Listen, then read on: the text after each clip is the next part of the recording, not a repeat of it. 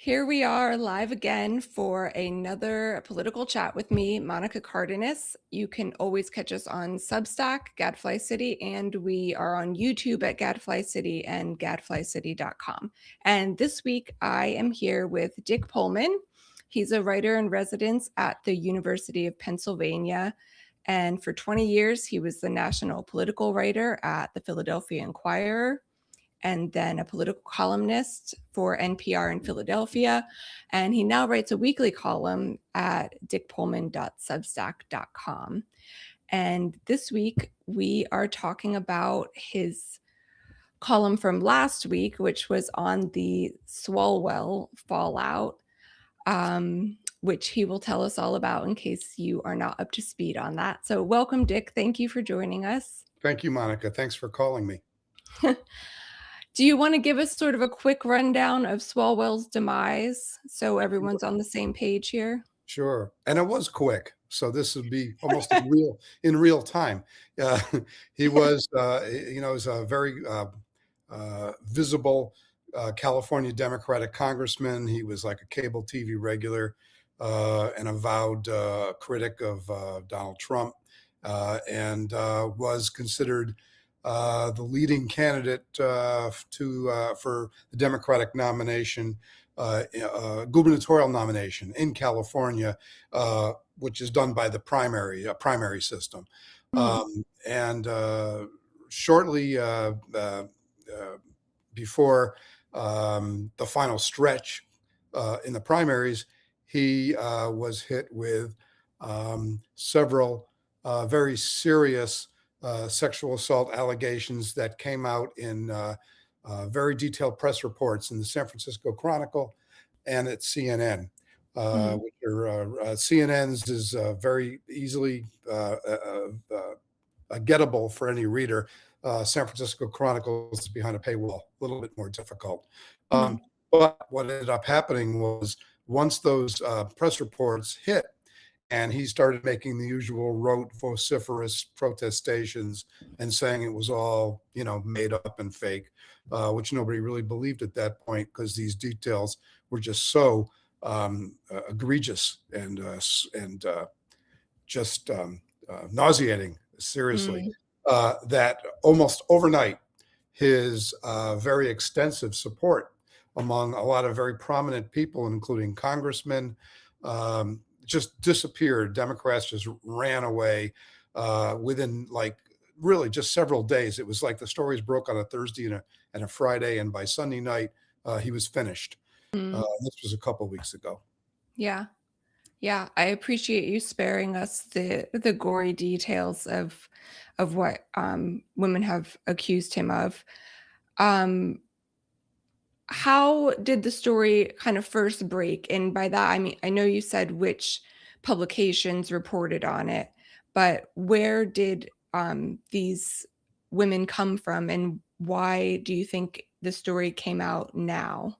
Right. Because from what I understand, there have been sort of rumors about the kind of guy he is for Yeah, a while. and we can talk about that because that's part of the dynamic of all these, of what happened. Uh, I think the fatal error he made was running for governor and raising his visibility so high that a number of women at that point just felt, we just can't let this go. When he was a congressman and in a safe district and could get reelected and a safe seat, and he was on cable TV that frankly not as many people watch as we think. I think basically these women were, I think, ready to just sort of like let it go because it's very traumatic to come forward and put yourself in the crosshairs. But I think he had almost a Shakespearean flaw here. I'm gonna mix my literary metaphors, Shakespearean flaw, but also he's Icarus, who flew too close to the sun and he got burned. And he went up so high that finally they couldn't abide it anymore. And I think at that point, I don't know the details of how these press outlets reached out to these women, or if the women reached out to them. But I think at the final analysis, I think it was just because he was becoming so prominent uh, that they couldn't, these women could not let it go. And so they Yeah. came forward. And as you probably know, even after he stepped down, a couple days after that, another woman came forward Mhm. by name and had a press conference with her attorney and said she was going to turn over whatever evidence she felt she had, her Mhm. testimony, to the police, to a sheriff, I think it was. Yeah. Yeah. And I think it's kind of the point of the essay you wrote last week on your Substack was a about how Democrats and Republicans seem to have a different way of handling these sorts of controversies. Right, right. Um, and that it seems, at least in this case, that Dems have held their people to a higher standard. As you said, it took like a day and a half for everyone to drop him, to run away from him. So, can you talk a little bit about that comparison that you made? Yeah, yeah. I mean, it's something I've been kind of following for a while, and I think I referenced some of this in the piece. Is that when when Senator Al Franken was spotlighted for some inappropriate touching that he had made. Apparently, it was like 10 years earlier, 10 years before the allegations, including some really juvenile behavior with that was captured in photographs. Mm, Um, Something like 30 senators wanted him gone immediately, and he fought it and finally gave up. So there have been a number of other incidents. There have been John Conyers, a congressman from Michigan, the Attorney General of New York State, Eric Schneiderman, mhm, uh, and I. So I think what has happened, the pattern is that Democrats want to at least have some standards here. They want to be able to, they want to stand for something in terms of morals. I mean, it's a pretty simple thing, right? You don't harass and abuse women, mm, and so that's a pretty easy benchmark to meet, or it would seem to meet, and it should be certainly a bipartisan or a nonpartisan uh, yeah, approach. But the biggest contrast with the Republicans, of course, is taking a look at who's president of the United States and how he got reelected uh, with a very strong Republican base, uh, despite the fact that he had been found actually he had been found libel in a civil lawsuit that E. Jean Carroll had bought, mhm, groping her in a department store, and a judge. The judge in that has subsequently said that under New York state law, he was defined as a rapist essentially. mhm, And then we have the numbers vary. It could be 20, 25, 28 women over the years who have accused him, often in very seriously credible ways, of assaulting them in various ways. right, Those have been there, and yet, and I'm missing a few. And of course, the Epstein files. There's this thing about an underage girl mhm, who was coerced into some kind of sexual act with him. Um, and yet, Republicans to this day, including some the very pious, religiously pious House Speaker Mike Johnson, they just kind of brush it they off stick or they by him, ignore it, and they don't want to deal with it. And yeah, so I think that the asymmetry that I was writing about was, one side wants to take the high road, and the other side just goes as low as it can.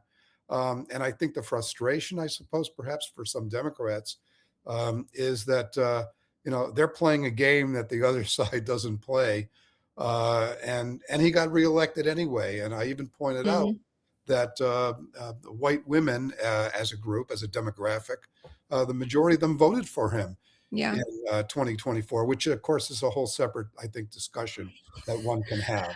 Yeah, we could talk about that for a long time for sure. Um, I think in fairness, I should point out that, Republican Tony Gonzalez had similar allegations raised against him recently, and, some prominent Republicans called for him to not run for reelection.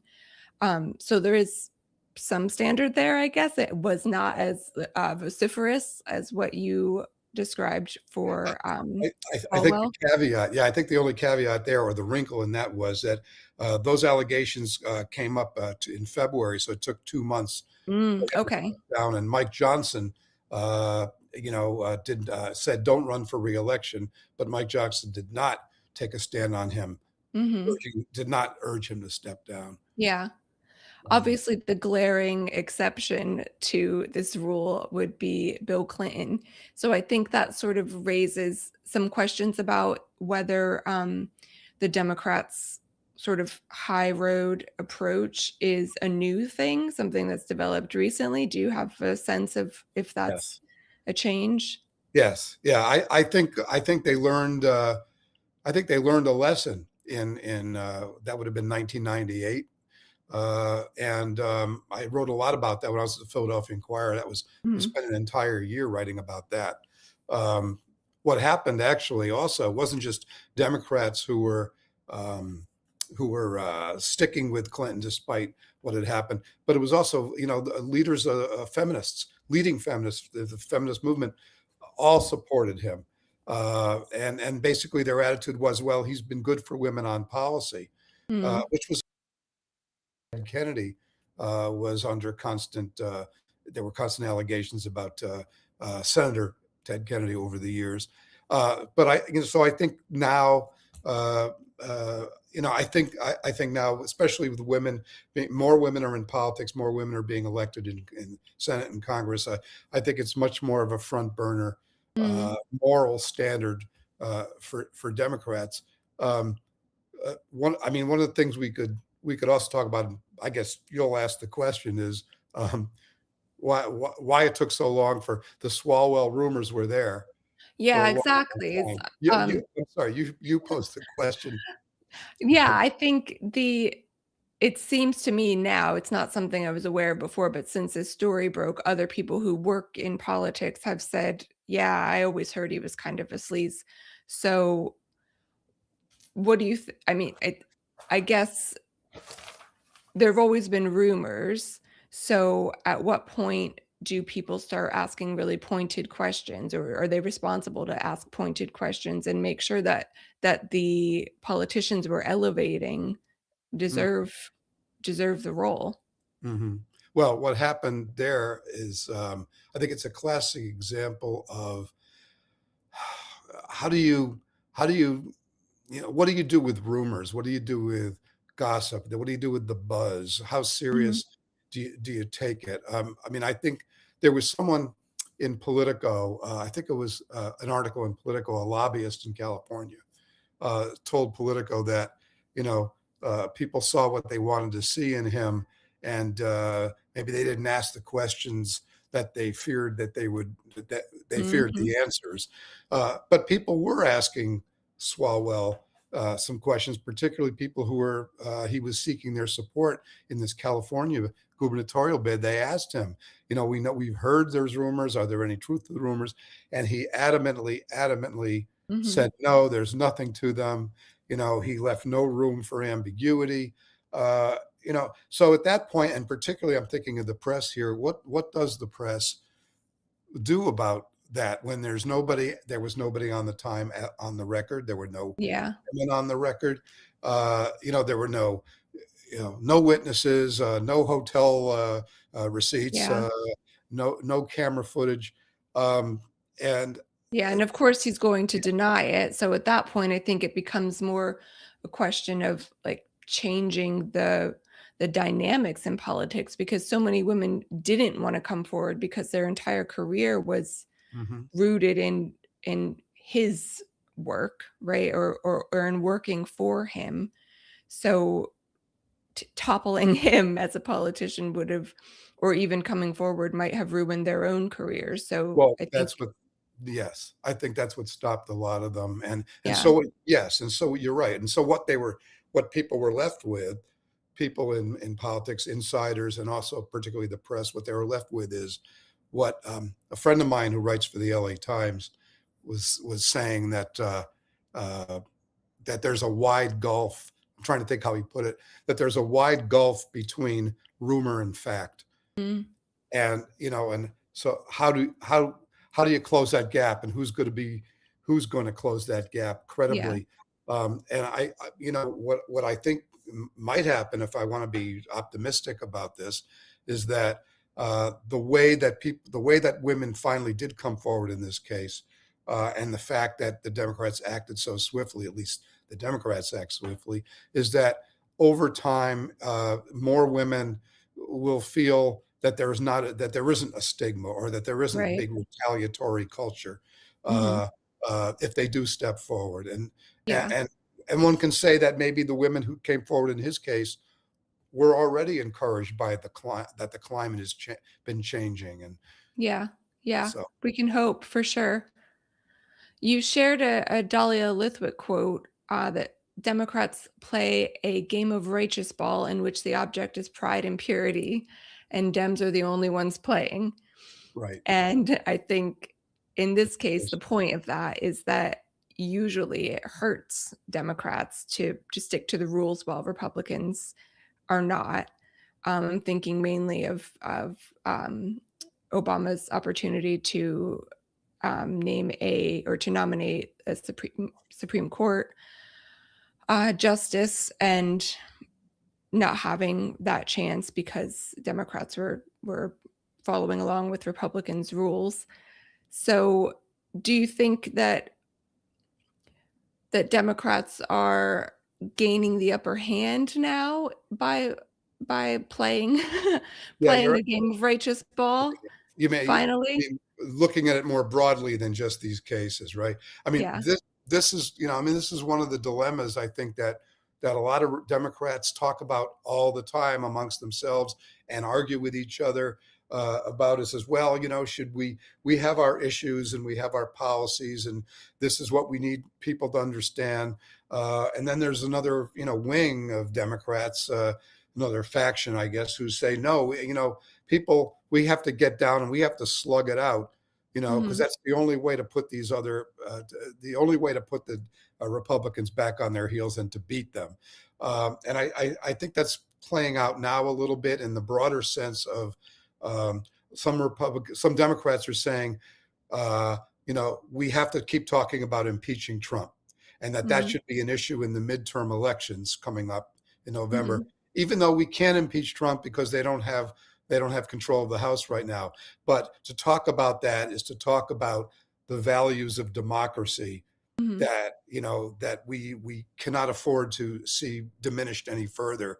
Right. And then there's other Democrats who say no, we have to talk about the economy and prices and affordability. And I don't really know the answer to that. I would like to think, well, why can't they do both? Um, Mhm. but I think it's there. What was that thing that Michelle Obama had said? I don't know, X number of years ago. When they go low, we go high. Yeah. Um, I don't think it means that I don't think it means by any means that Democrats have to start lying incessantly, and being demagogues, and smearing people personally, the way that the president of the United States seems to do daily. Mhm. Uh, but I think the idea of what I think a lot of what Gavin Newsom's talking about, California again. Gavin Newsom, the outgoing governor, regardless of what one thinks of him politically or whatever. I mean, I think that he has hit on a very good formula, just Mhm. daily hammering Trump and the Republicans on social media. The Yeah. game is being played now on social media, and Yeah. and it's not croquet anymore. Yeah. Yeah, for sure. I think that's probably sort of a middle ground between high and low, is at least that kind of consistent participation on social media, because if you're not present there, then I think it's a missed opportunity. Oh, But totally. do you think that this entire saga tells us anything about the future of Trump's Republican Party? Uh, they when he made that joke X number of years ago about how he could shoot somebody on Fifth Avenue and nobody would, he'd never lose a vote. Uh, that still holds true. Still holds true in the sense, I'd say, not a week goes by where I see polls saying, "Oh, he's got a 38% approval rating right now, his performance as president, and that's pretty low. That's Mhm. really low. But then when you look, I look to see what do self-identified Republicans, where are they? And they're still like 85, 90% Mhm. Mhm. supporting him. So because I think we have these, maybe I use this term in that Swalwell piece, the tribalism Yeah. that's out there right now. It's like, we gotta, this is, we have to defend our guy because this is all about power and nothing else. And we can't budge an inch. We can't admit we were wrong about him in any respect. Um, but, Mhm. but all right. But he does have, yes, he does have that base. The flip side, or the sunny side, if I can maybe put it this way, is that when you look at what independent voters, so-called swing voters, their verdict on Trump is very low, is very harsh right now, particularly in the wake of the war in Iran Mhm. and the price of gasoline. Maybe nothing else is going to hit them except when they're putting gas in the tanks of their cars. Maybe that's all that matters to them. I don't know. Yeah. Whatever it may be is fine by me. But and he's losing ground with some of the with two other cohorts that he's did well with in 2024. Young people, first time voters. He did Mhm. surprisingly well in 2024 with them in the election. But when you look now, they've peeled away from him by large margins. And the Mhm. same with he was making great gains with Hispanics. And you look now at what his ratings are with Hispanics, they've really plummeted too. Yeah. So, so the real question is who's going to vote? If we're talking 2026 is really, really important. Democrats need to take the House. It would put the skids on his policy agenda, such as it is. Um, the question is who's going to be highly motivated to turn out? And there are indications where polls do measure enthusiasm. Um, and his base is not very well motivated. They're still sticking with him, but they are not necessarily going to be coming out to vote in the kind of Right. percentages that Democrats and swing voting people um, People are. who are angry will come out Yeah, and vote. people are really angry. And if you look at, any of the special elections, when there's been House seats that have been vacant, that they have to fill them, sort of since 2024 up to now, there have been a number of special election races and a lot of state legislative races for open seats and stuff. And Democrats have won almost every one of them, and they've outperformed, as the words are, Mhm. the normal Democratic percentages in those districts. And I think Republicans at rank and file Republicans in Washington who are running for reelection from the House, for example, and even some in the Senate, they know that there's trouble right now. Yeah. But nobody seems willing to come out and say the president needs to change course. And the way he's stringing out what's going on right now in Iran, and Mhm. probably what he wants to do is probably changed twice since we started talking. So there's a lot of variables right now that Republicans are deeply worried about, and it's certainly, if nothing else, it's a really fascinating time to write about politics, and I've been doing it for a Yeah. very long time, and there's plenty there to keep me hooked. Well, thank you so much. That was very informative. I appreciate you being on. Okay, well, thanks, Monica. I appreciate you calling me, and anytime. Good luck with all this. Thanks. Bye. Bye bye. And be sure to follow us on Gadfly City on YouTube and on Substack and at gadflycity.com.